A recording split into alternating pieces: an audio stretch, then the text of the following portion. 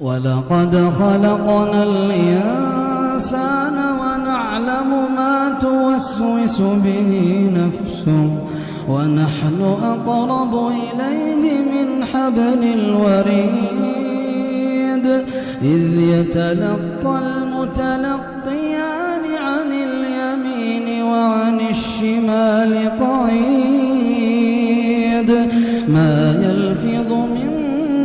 قول إلا لديه رقيب عتيد وجاءت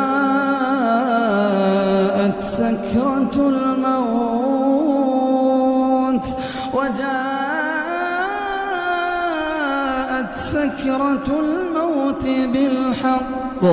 ذلك ما كنت منه تحيد ونفخ في الصور ذلك يوم الوعيد وجاءت كل نفس معها سائق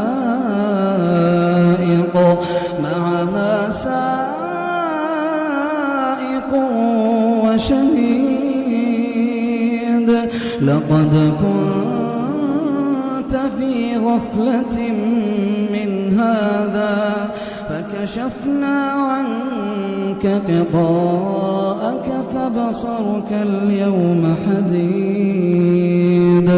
وقال قرينه هذا ما لدي عتيد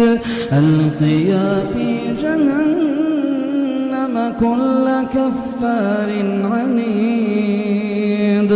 مناع للخير معتد مريب الذي جعل مع الله إلها آخر فألقياه في العذاب الشديد قال قرينه ربنا ما أطغيته ولكن كان في ضلال بعيد